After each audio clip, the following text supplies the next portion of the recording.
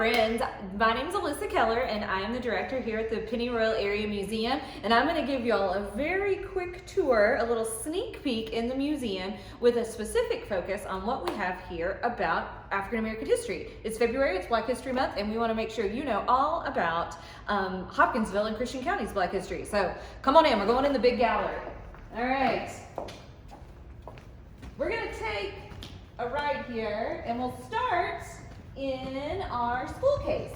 So this exhibit case has things in it from local schools. So lots of different schools are represented here, and the one I really want to talk to y'all about is Addix High School, and that is where this band uniform came from. There is also a trophy from Addix in here. There's a picture of an early basketball team, and on the other side there are even some diplomas from Addix High School. So what's the story of Addix High School? Addix High School opened in 1916, and when it opened, it was the only high school in the county where African Americans could go to school. At the time, black students and white students were separated. They were segregated into two separate school systems, and the local black community came together, they raised money, and they purchased land and built a school for African American students so that they could go on through high school and graduate. And Addix High School was operational for about 50 years, where all the black students in Christian County and eventually in Trigg County, our neighbors in Katie's, also came here as well. They had a very, very popular and well-known band, hence the band uniform. The band would perform at games, at football games once they had a football team, and in local parades. People talk about the band in the parade all the time. We've got a picture of one of the majorettes right around the corner. They were really talented in sports, won 2 state basketball championships from Addix when the championships were still segregated. They had a very strong NFA club, which was the National Farmers of America. It was the African American version of the FFA, if you've heard of that.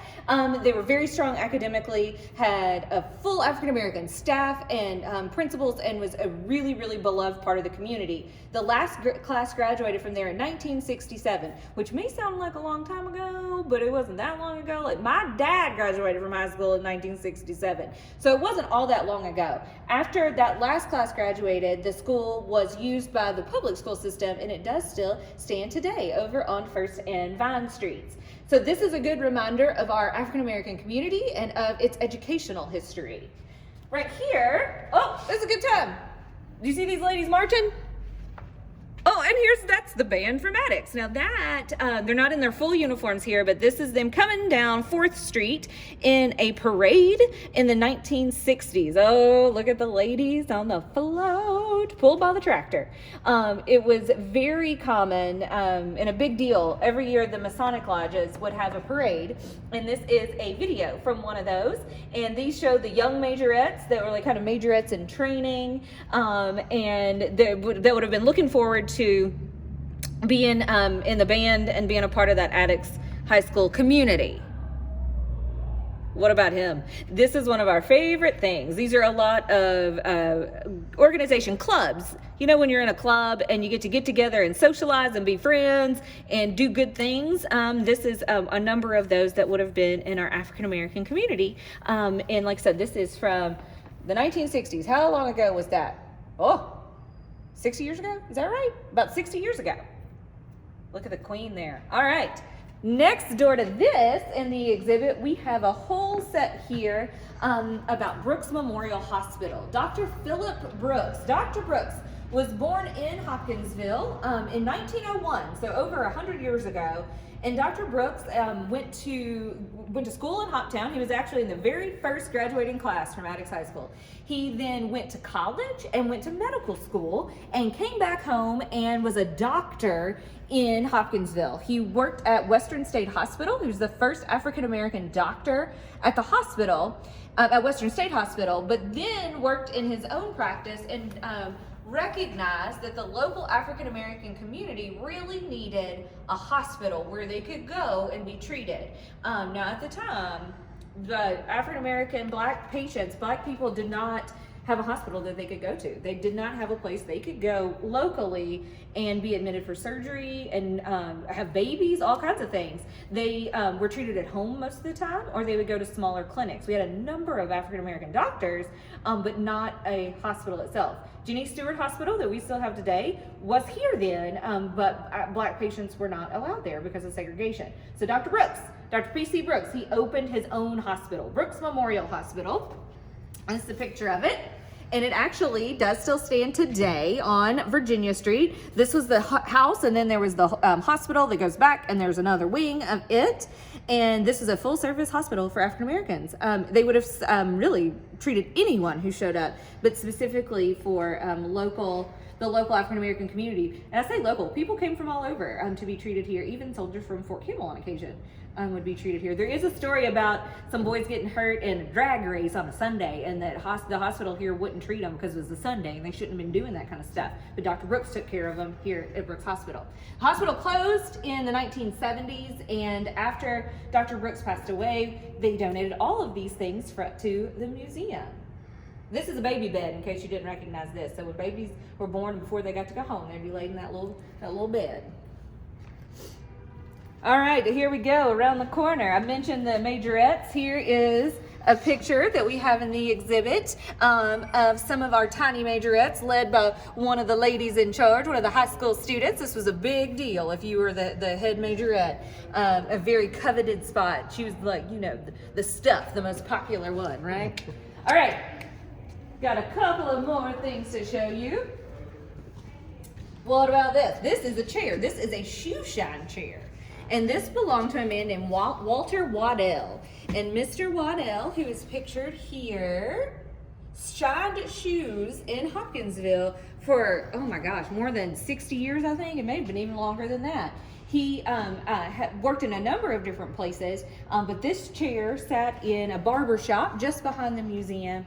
And after he passed away, his family donated it to us. And what would happen, men would come, they'd sit in the chair, they'd prop their feet up here on these stands, and then Mr. Waddell would shine their shoes. I had a gentleman in here recently who said that Waddell, as he was lovingly referred to, that Waddell gave out more advice to kids and to teenagers than anybody in this town. The boys would come, they'd line up, and then they'd get their shoes shined, and he'd give them advice about life and girls and all kinds of stuff. Now, he always said that it was harder to shine your shoes off your feet, though, so it was $1 more if you just dropped your shoes off. All right. There are lots of things in the exhibit that have to do with African Americans in general, but I'm just showing y'all the real specific stuff. This is one of my favorite spots. This is our music exhibit, and it has a number of different musicians featured on it, all with ties to Hopkinsville and Christian County. And a few of these are also local African Americans. Todd Rhodes, who is a composer and a pianist, who played the piano. Let's say, oh, I love this one.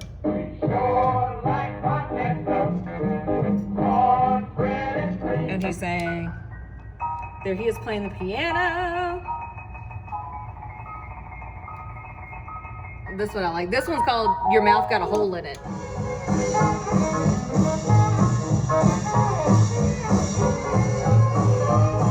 And then we also have John Brim, who was a blues singer. Me and my babe was talking. Born and raised here in Hoptown. And what she said is true. That's fun, right? And then we've got Sonny Killebrew. He did more like 1970s kind of funk. And he was the saxophonist for the SOS band. You can really hear him playing the saxophone in this one. And Mr. Killebrew still lives in Hopkinsville, and he performs at a number of different things. So if you go out and about, you may hear Mr. Killebrew play a saxophone. And the last one I'll play with you is Little Bravo. And Little Bravo is much closer to y'all's age. And he is more of a hip-hop artist. Again, from Hoptown.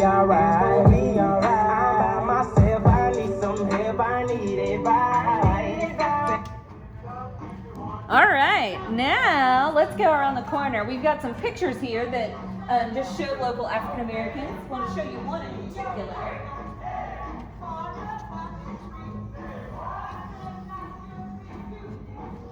All right, up here we've got this handsome man. This is Ted Poston. Mr. Poston, he was born in Hoptown in 1906 on July 4th, the 4th of July. He said the whole country celebrated his birthday. And Ted Poston, he has a very, very large name. He actually, most of us have his first and middle name. Ted Poston had way more than that. His name was Theodore Roosevelt Augustus Major Poston. Theodore Roosevelt Augustus Major Poston. His initials spell the word tramp.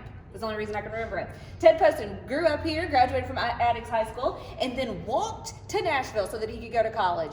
After college, he became a journalist, and he wrote for big newspapers. He wrote for the New York Post, started writing there in the 1940s, and wrote through the 1970s. And he was the first black journalist to work for a mainstream white newspaper. Again, during times when things were very segregated based on what race you were. He actually, it was just announced, he is going to be put into the Kentucky Writers Hall of Fame just this year. He's one of the recipients who will be inducted into the Writers Hall of Fame later, I think in March.